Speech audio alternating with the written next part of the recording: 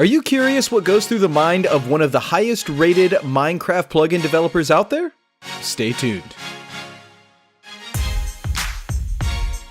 What is up, my people? My name is Stifflered, and welcome back to the cafe, where we talk about tools, tips, and tricks to take your Minecraft creations to the next level.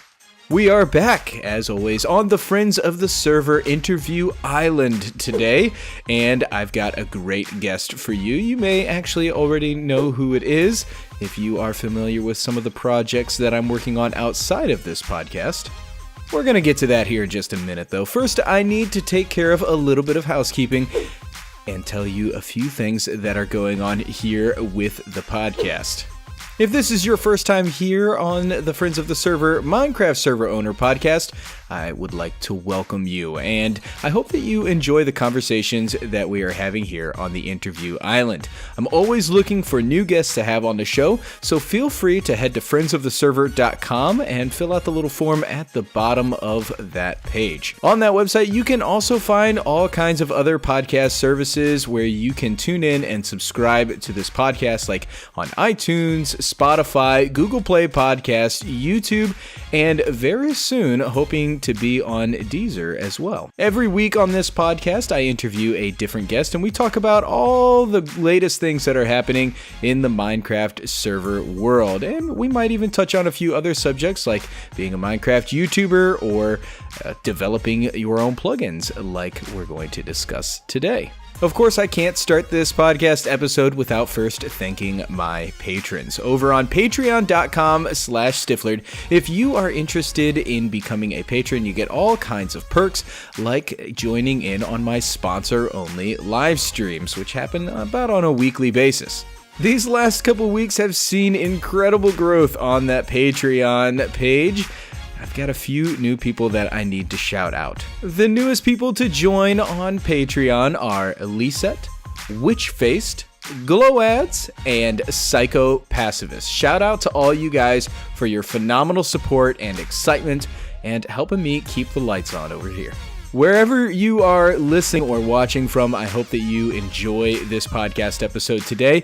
It's a pretty great one, talking about some of the details that go into Minecraft plugin development and things that you might not have considered when looking for your own custom plugin developer or purchasing premium plugins from SpigotMC.org or similar resources. Thanks so much for watching today, guys. Let's head over to the Interview Island. What is up, my people? Welcome back to the Interview Island. I am excited to be here, as I always am, and I have another special guest. It's actually been a couple of weeks since I've been here on the Interview Island, but we're back now, and we are getting busy with a good friend of mine, somebody that I have worked with quite a lot over the last year, and his name is TechsCode. TechsCode, how you doing?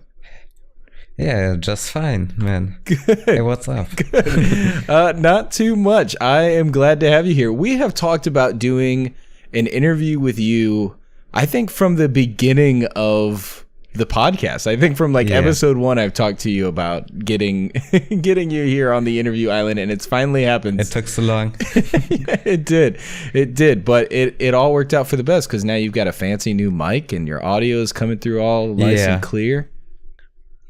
Yeah, that's very good, man. Yeah, definitely. Well, thanks for being here. We're going to get into our project here in just a little bit. We already talked about what we're going to build here on the Interview Island, and if you are watching on YouTube, you will get to see us do this build today. If you are not, if you're on Spotify or iTunes or anything like that, then check out the link in the show notes and you can actually check out and see some screenshots of the build that we are doing today. But Tech, before we get into all of that, could you just tell my listeners who you are, what you do, and all that good stuff? Yeah, I'm tech developer of 4 Spigot premium plugins. Yeah, most of you will probably know me as TechsCode. Yeah, I've built plugins like Ultra Permissions, Hydra, Reworld, and YouTube Bridge. They're all pretty popular. Yeah, especially Ultra Permissions. Yeah, so you probably know that. Yeah, Ultra Permissions I think is number 3 in the third highest rated Spigot premium plugin right now. Yeah, so quite a few people use that. I actually use all of your plugins as well, and I already went over all of this in the the intro to the show, so I won't get into it again right now. But so you have been developing all of these plugins, and do you have other plugins that you've worked on that you haven't released or that you released in the past that are no longer available? Yeah, I did have Twitter Bridge, but I discontinued it because the Twitter API has got some restrictions, and that are preventing me from doing some nice features. So I discontinued that, and overall I got some private plugins, but they won't be released. It was for my past server, and Cool. But everything that I currently work on is released. Cool. Excellent. That's fantastic. So we're going to go ahead and let's get into this build. We are actually going to work on the mine entrance here. And you guys have probably already seen this. It's just a really simple mine entrance going down to my nether portal and all that. And Tech and I have decided that we're going to clean this up today and do some work to make this a little bit nicer. And let's get into that. And I will start asking you the next questions. You ready? Yeah, sure. Yeah. Excellent. So how long, Tech, have you been building plugins? You've got 4 plugins that you've released, well, 5 excluding Twitter Bridge. How long have you been working on these plugins? On these, I started with my first plugin that I publicly released in 2017, and it was YouTube Bridge. Before that, I pretty much only built private plugins for my private server. I never released the server because I never got it finished because I set my goals too high, I think. I wanted to build a mini games network that only runs custom games that have never been released before. So that was quite a challenge, and with having a team of 2 people, it was almost impossible. But it taught me a lot of things, and I've got a lot of I've gained a lot of coding skill for it. So that was worth it. So I did not realize that you actually that YouTube Bridge was your first plugin that you released. That was my first one. And that's still going strong. I actually use it on my own server. But also that you were trying to get a mini games server running. How long ago was that? I started with it 1 year after I got Minecraft. It was 2013. And I've tried making it successful until 2016. And then I gave up. I had a lot of tries to do a minigame network. I didn't work always on the same server, so then I stopped working on the one minigame server, and then I started with a new concept, new idea, but it was always a minigame server. What was it that made you decide to stop working on that server? Other than, or was it just the difficulty of getting those plugins? It wasn't really difficult. It was more of a mental thing because I've worked with another guy on it that was he was better than me in coding back then. And I was like the guy that built the stuff and helped with the coding. I was like the owner and he was a developer. I didn't pay him anything because I had no money whatsoever. And we did it for fun, and I stopped working on it because he left. He was no longer really motivated. I mean, we worked over a year on it, so I can understand that. No, for sure. Would you ever go back and start another mini game server in the future? No, I don't think so, because it's way more fun to build plugins than it is to having a server, because yeah, I'm so in love with coding and I'm doing it like daily, and I only build plugins because I like coding and not because I want to make like the next great plugin. That's just the side product. What I really want to do is expand my knowledge in coding and yeah, have fun with it. Sure. Cool. Why did you start playing Minecraft to begin with? What drew you to the game? In 2012, it was like the most famous game back then, and like everyone played it. So did I. So yeah, then quickly after I got the game, I wanted to get a server myself, because we've played on a public server and that got shut down. So yeah, that was not so good. And yeah, then I thought, why don't I own my own server? Yeah, and then I started getting into servers. Yeah, sure. Cool. Very cool. So since 2012, you have worked on your own server, you've built plugins, you've played the game a lot. How has the Minecraft community changed since you first got started playing the game? Ooh, that's a difficult question. Yeah, I don't think the community has changed that much. It's I'm less and less involved in the community. That can be one thing, but yeah, I think the Minecraft community has just changed a bit, because people that played Minecraft before are getting older. They don't play it anymore, or they've got different games. And back in the days, we didn't got games like Fortnite that got randomly so popular like Minecraft did. Yeah, so yeah, I think now we have more games that are more popular. So yeah, I think only the people that really enjoy the game are now playing it, and not like everyone. So I think it has changed, but yeah.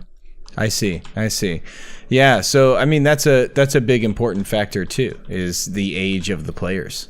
For sure. Yeah. When you decided to start working on developing plugins, did you know that there was an opportunity there for you to make money?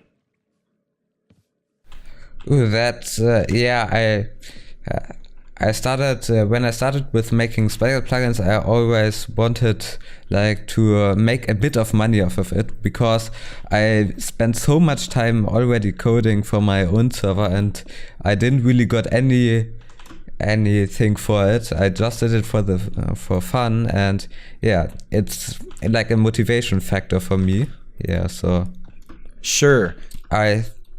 I'm now doing it, yeah, because I really love coding, and Spigot gives me the opportunity to make money with what I love. So yeah, why not? Yeah. How difficult was it for you to start making money? It was surprisingly easy. Really? I'll be honest here. Yeah, it was surprisingly easy to make my first money with it. Yeah, I started thinking about what plugin should I really release. What plugin should I release to the public? And then I just thought back, what have I always dreamed about? Yeah, and then I started making these plugins that I always wanted for the longest time. Yeah, and now I'm here with Ultra Permissions, a GUI-based permissions plugin. Yeah, that's always what I dreamed of. So yeah, now I put it to reality. That's awesome. And I mean, to be completely honest, I'm sure that you know this too.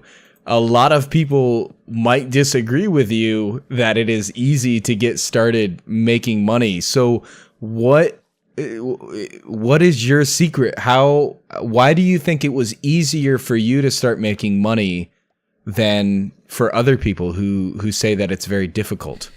Because I had the luck basically to I basically had a head start, if you call it like that, because I submitted a new plugin called YouTube Bridge, and on the first night it got released in the night for me.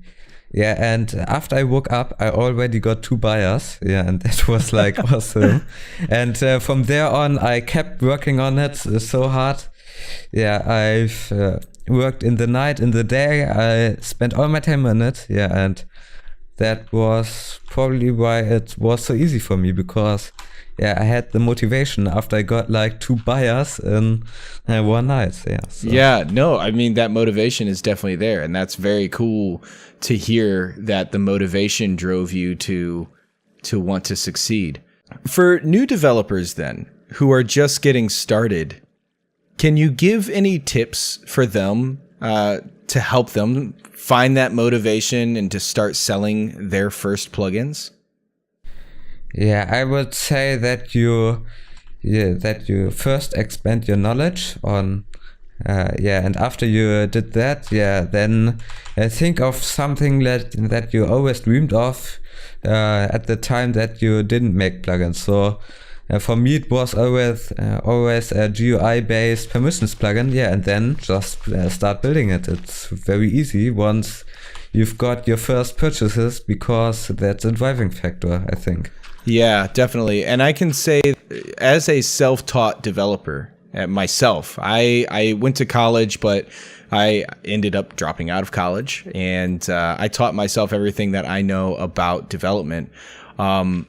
That the most important thing for me was finding a project that I was interested in and then building it. Because if I wasn't interested in it, then I would not have given it my all.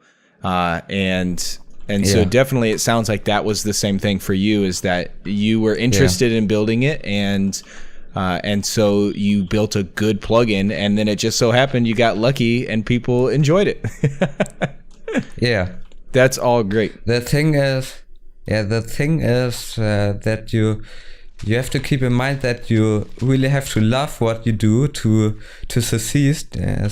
You can't just start a plugin because you think, I'm gonna make huge amounts of money. You have to love your project to really be successful, I think. Sure. When it comes to selling your plugin, do you have any tips for people who want to sell a plugin for the first? Oh, I'm getting attacked too by a nasty drowned. Do you have any tips for people who want to sell a plugin for like how they can market it or advertise it or show it off to other people and get those buyers? Yeah, I would say that you have to have really good descriptions that are very short, because people don't like to read. Yeah, that's just a fact. And I actually got inspired by Sangoda.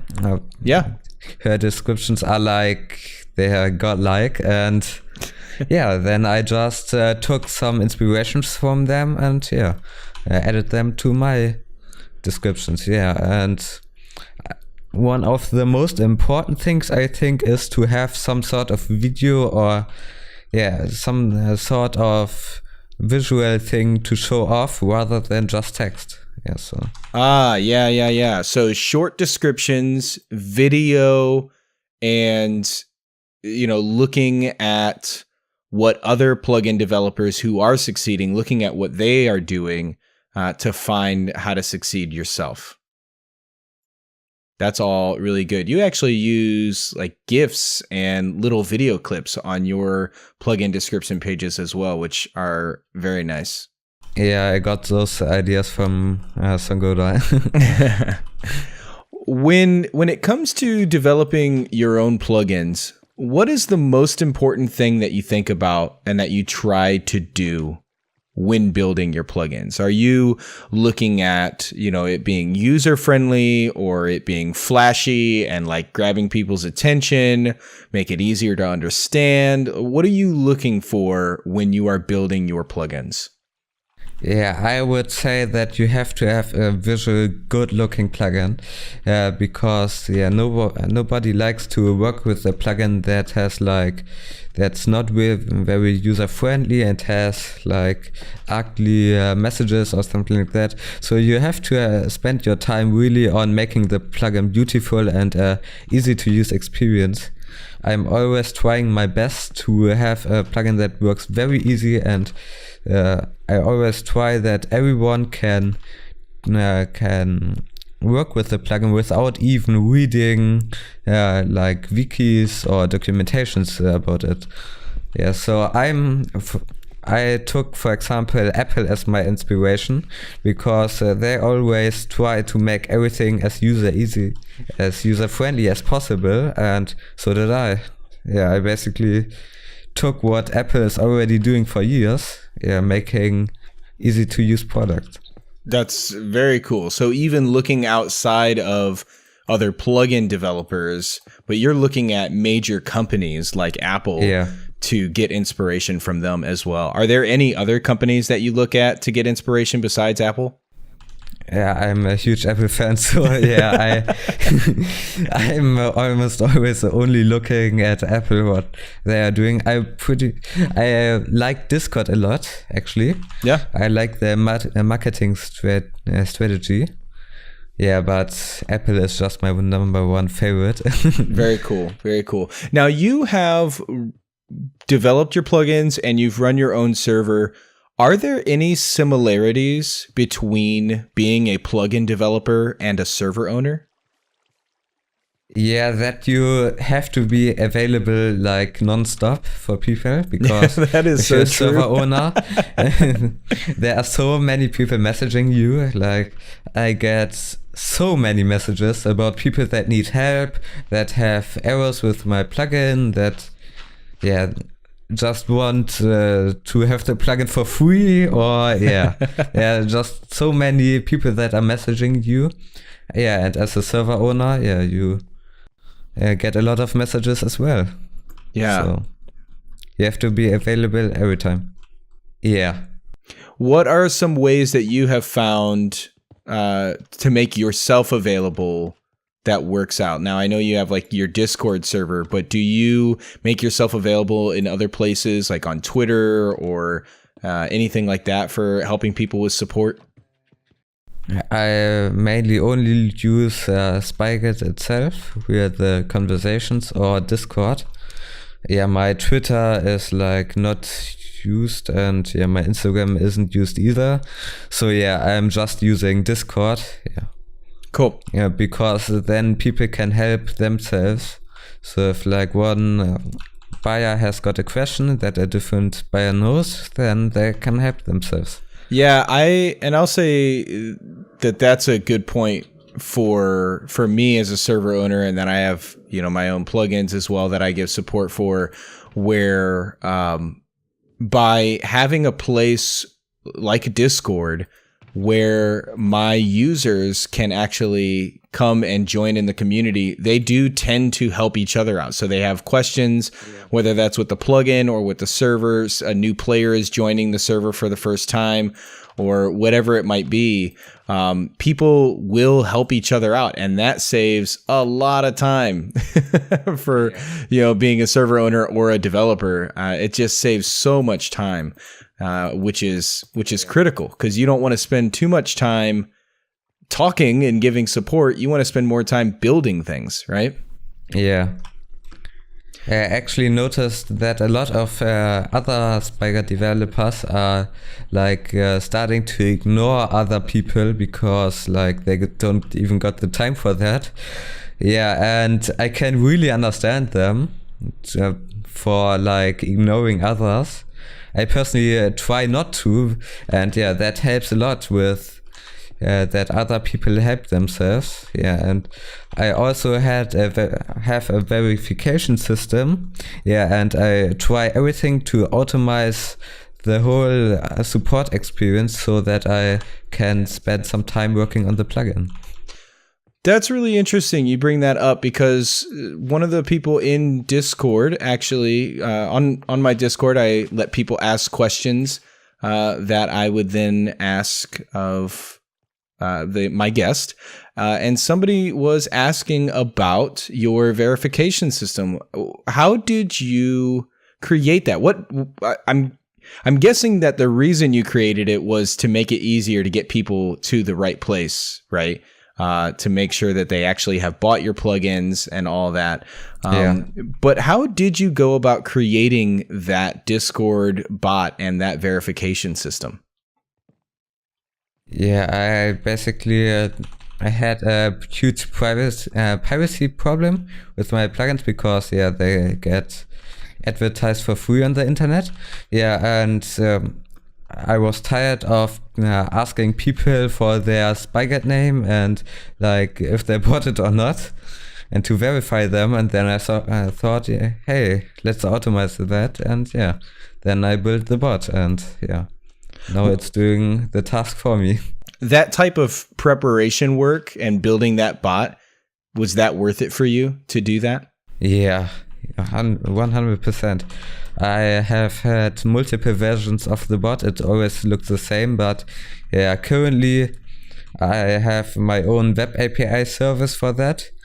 I have a website, basically an API for my buyers, and so I can then have an API instance and a Discord instance. So in case I want to make my wiki only available for Spigot buyers, then I can easily do that. So I spent a lot of time on that, but it's worth it. Cool. Because there are a lot of people that get filtered by the spot. So Very interesting. Let's switch gears a little bit. Now, I have, for complete, what's the word I'm looking for? Complete clarity, I guess I'll say. I have hired you to work for me on different projects, and it's been a great relationship, and we've done a lot of work together, and it's been a lot of fun. And you've done fantastic work for me. But a lot of server owners ask the question about how to hire a developer, how to find a good developer, how to approach a good developer. Do you have any tips for those server owners who are interested in hiring developers to approach a developer or to find a good one? Like anything at all for those server owners who are looking for developers? I would do it similar to what you did. That is like finding a plugin that you like and that you really enjoy, and then just ask the developer of it. I think that's the best strategy that you can have, because there are so many so many people that advertise their development skills and that want to get hired. But it's like they are like less experienced than some others that already have some plugins that are really good. And so I would just go for a developer that already has some good plugins. So then you know that you get a good plugin. As a developer myself, I knew that I wanted to hire somebody that I could trust to build a good final product.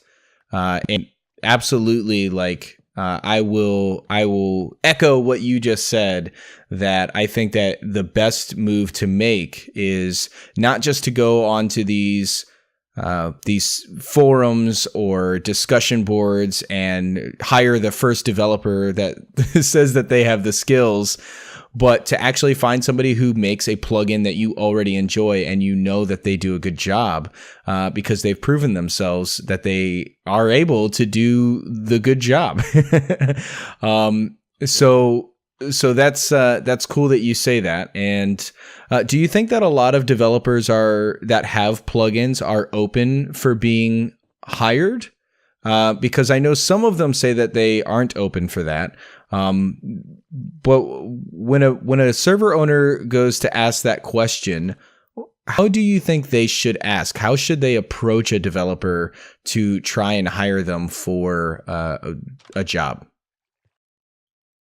I would say that they first have to build a relationship with the developer and not just straight asking them to build a plugin, and that you really try to act professional, because if somebody would ask me, hey, can you do a plugin for me, like a prison plugin for me, then I would not be interested in, because I don't want to work with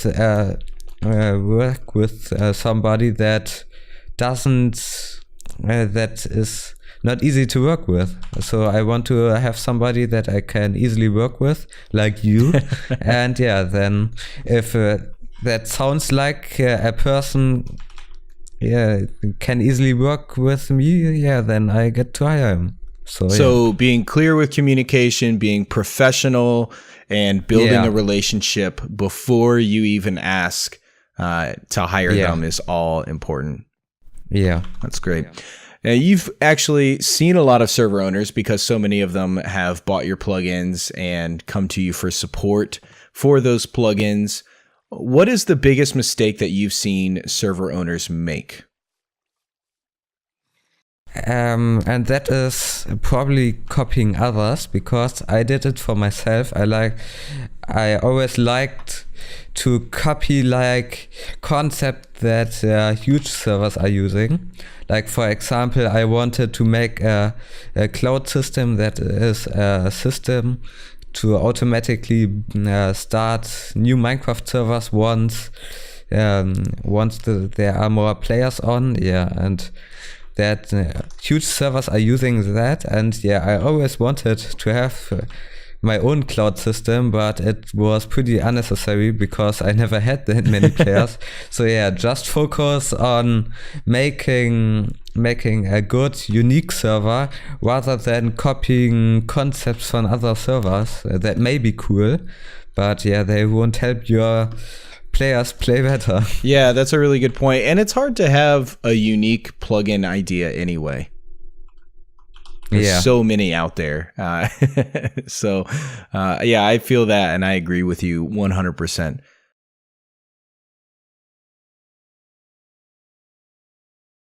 Before you started building your own plugins, what is something that you wish you would have known? I wish I would have known that so many people are actually asking for support if you have a public plugin. It's mind-blowing to see so many people asking you daily about support, about getting me hired, or about getting the plugin for free, like I already said. Yeah. There are so many people asking you that I can easily understand why so many people are ignoring these kind of questions or ignoring people that ask for help. I always try not to, and I pretty much always respond, at least with a no. So going back to what you said earlier, that Discord bot is critical. Yeah. Because it will take all of your time to answer all those people. Yeah. Oh, very cool. Very cool. Do you have any other tips for developers or server owners? For developers, I would say to be unique, like I already said a few times. Try to make something that nobody else has made, that it's a pretty difficult task. Push yourself always to the limit, I would say.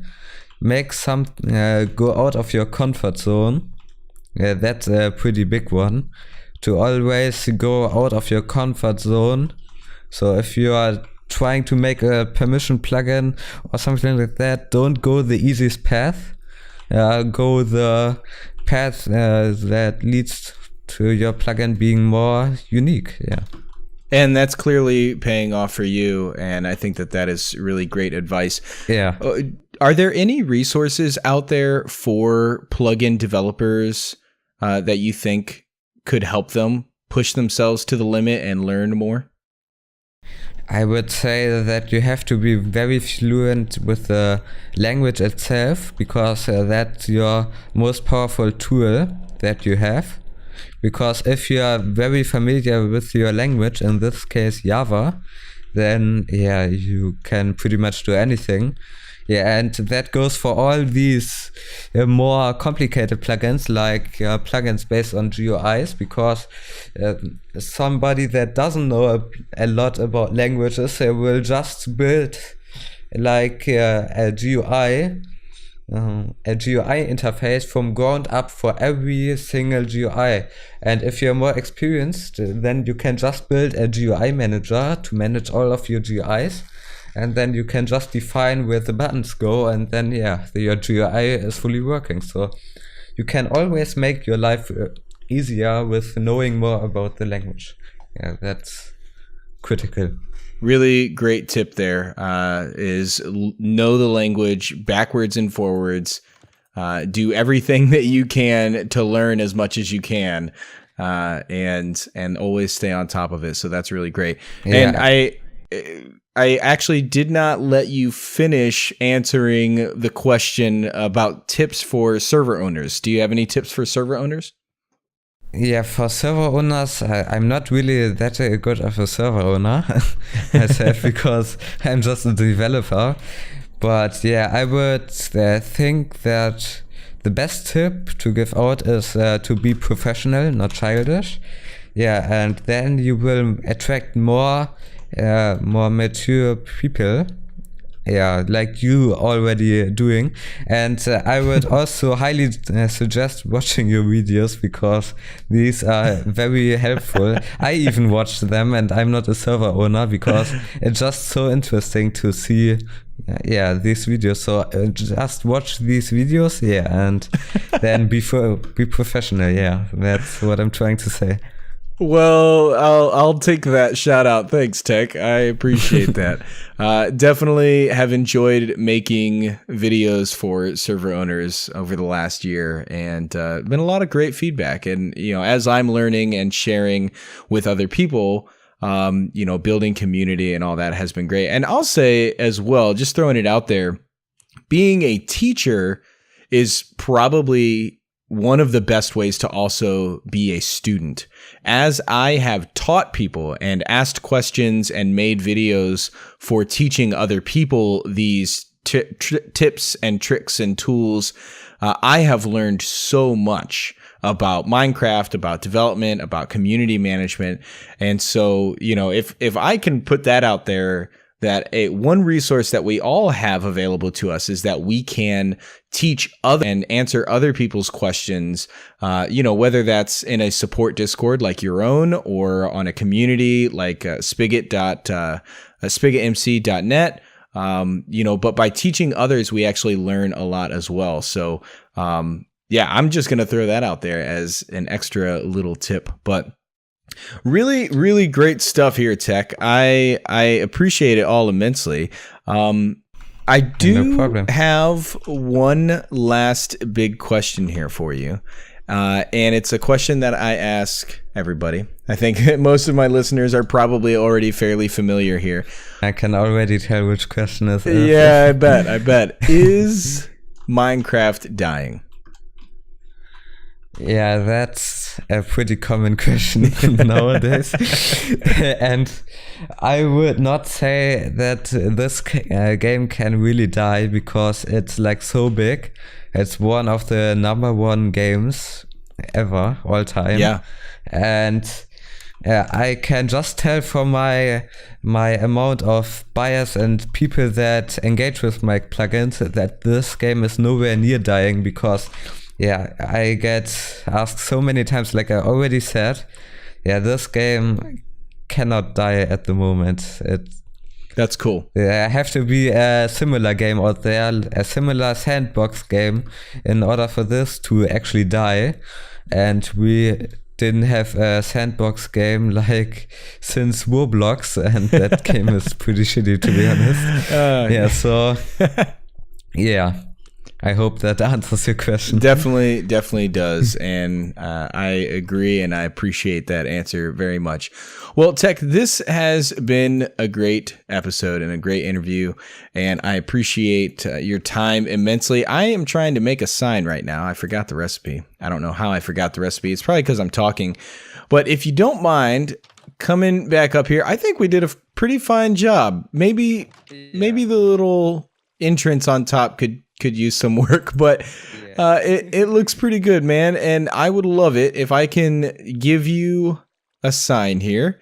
And if you wouldn't mind popping your name down there so we can remember your contribution here to the Interview Island. And while you're doing that, could you tell my listeners where to find you, where to follow you on Twitter or Discord or a website or anything like that? How can people get in touch and check you out and check out your plugins? I would say that, you first visit my Spigot page, and my resources of that.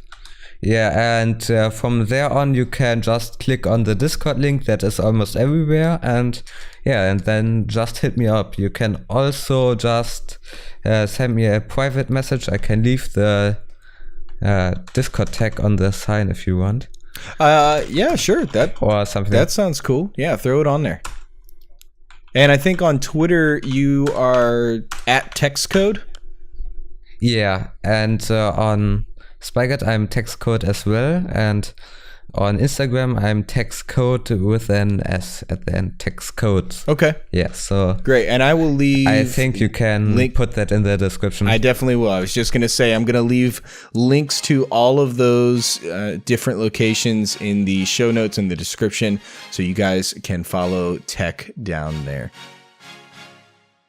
We'll let him finish his sign here real quick, and then I will say, Tech, it has been a real pleasure having you on today. Do you have any final words for everybody before we sign off? Yeah, I would say if you have your own server, just be unique. That will help you a lot. Yeah, and for future questions, I'm always there on my Discord and on my Twitter. Yeah, you can always ask me about anything related to development. Yeah.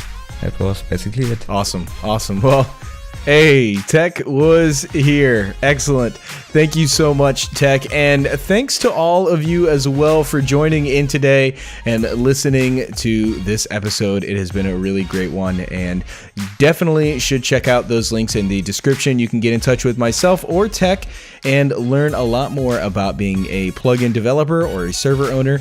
And definitely subscribe and check out the other episodes for this podcast, the Friends of the Server podcast. You can learn more information at friendsoftheserver.com, and you can even fill out a form if you would like to be a guest here on the Interview Island and make your mark with your own build of some kind. Thanks so much for watching today, guys. It's been a real pleasure. See you all next time.